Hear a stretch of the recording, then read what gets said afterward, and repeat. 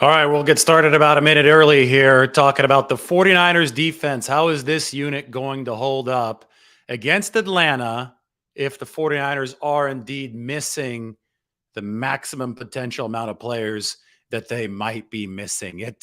I wouldn't say it's ugly right now, but it is concerning. Ugly was 2020, right? When the 49ers were missing the like 9 out of 11 starters. I say 12 starters because occasionally I'll count the nickel back as a starter. So it's not quite as bad now, but the 49ers, as we speak today on Wednesday, their entire first team defensive line missed practice on Wednesday. So if we pop open the roster right here, you could see it in red on the spreadsheet. That's Bosa, Armstead, Kinlaw, Sansom Ebukam, all those guys out of practice. Now, Bosa might play. According to Matt Barrows, he was doing an extensive workout on the side. He's dealing with the tight groin. And Ebukam, it sounds like he will probably play. Shanahan said Achilles, but then he said it was just Achilles tendonitis from playing on the artificial turf in Carolina. Now, that being said, Atlanta's also artificial turf, so you might think that the 49ers will further rest Ebukam, and with Nick Bosa, maybe they decide not to play him either on the artificial surface. Eric Armstead didn't even make the trip. Kinlaw might be questionable for this game, but again, turf. 49ers might wait to freshen all these guys up for Kansas City on natural grass at Levi Stadium the following week. So, I mean, if that indeed ends up being the case, then you have to play the reserves. And the reserves will move to the top of your rotation for the 49ers defensive line. And, here's what I have to say about the reserves. I just highlighted them up on the screen. But pass rush win rate, this is tracked by Pro Football Focus. Nick Bosa is number 1 out of all edge rushers in the league. Number 2 is Charles Omenihu. He ranks number 4 in the entire NFL amongst these edge rushers. And then you have Sansom Ebukam ranked number 7. It is phenomenal that the 49ers have 3 of the top 7 edge rushers, including the number 1 guy in Bosa. But you have to ask the question, how much space is Nick Bosa freeing up for Omenihu and Ebukam to be ranked that high? Undoubtedly some, right? So if Bosa doesn't play, then we will see how Omenihu especially fares on his own. And he's been really good, but everybody knows that Bosa opens up rushing lanes for other guys. So the 49ers will have to step up with Omenihu, with Givens and Ridgeway on the inside. Akeem Spence, you can see T.Y. McGill over here. They just signed him to their practice squad. He'll likely be up if all these front 4 guys can't go. And Drake Jackson, I mean, he's got 2 sacks as a rookie. It's been a decent start for Drake Jackson, but he hasn't been as productive as the veteran pass rushers. It might be a chance for Drake Jackson to step up and reach that level of productivity. Kamoko Toure had 5.5 sacks for Indy last year, so he too might have an opportunity at edge in this game. I think the addition of T.Y. McGill, obvious defensive tackle, might allow the 49ers to move Kerry Hyder Jr. back out to defensive end. He's played primarily tackle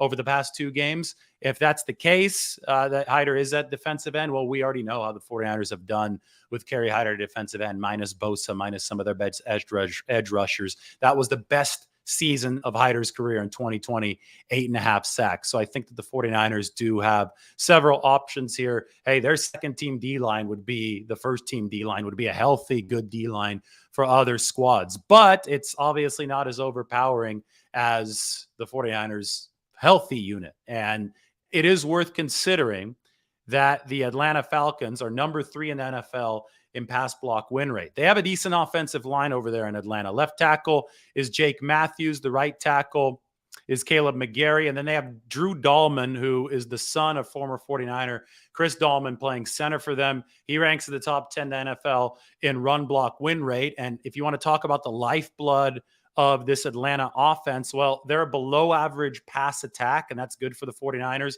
who obviously also have an injury in the secondary, maybe 2, if you want to say Jimmy Ward is back on the injured list right now. Not on IR, but Jimmy Ward won't play this game due to the broken hand. But Emmanuel Mosley has torn his ACL, might be a bit of a cornerback shuffle for the 49ers. Mariota in this Atlanta pass game has been below average. We're talking in the 20s.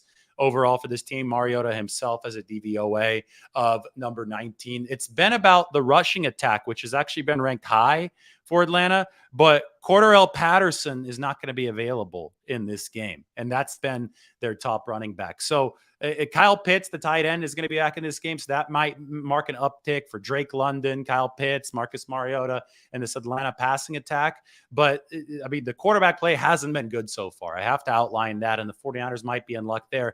It is the battle between the Atlanta offensive line and the 49ers. I don't want to say depleted, but the 49ers weakened defensive line that's going to be really interesting to me in this game. So if we open this back up and we look at what the 49ers look like level by level, that D line, a lot of those reserves going to have to step up against Matthews, McGarry. I want to see a Menahu against Matthews. I want to see a Menahu rush on the inside for the 49ers against Chris Lindstrom, the right guard for the Atlanta Falcons. I think some pressure could be had there, and it's going to have to be schemed up with some creativity for the 49ers. We'll see what they can do with that group of players. Now, the 49ers still have the best linebackers in football, and these two guys are healthy in Fred Warner and Dre Greenlaw. Greenlaw, 49 tackles already, number 5 in the NFL. Warner, we all know that he's an all-pro. These guys, last week they had a little bit more pressure on them, and they had 20 tackles between both of them because the pass rush wasn't quite as strong. And,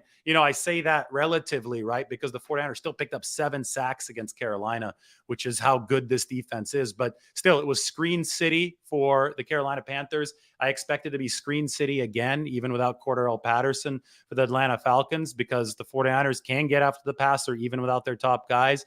And if that is indeed the case, it's going to be up to Warner and Greenlaw to really be those intermediaries connecting the defense, because cornerback might be an experimentation zone for the 49ers. You take a look here at the cornerback depth chart. You have Charvarius Ward. Obviously, he's been money on one side. But is it going to be Ambry Thomas? Is it going to be Deommodore Lenoir? Or is it going to be Samuel Womack on the other side? Or is it going to be a mix of those 3 guys? Or do you have Dante Johnson step in?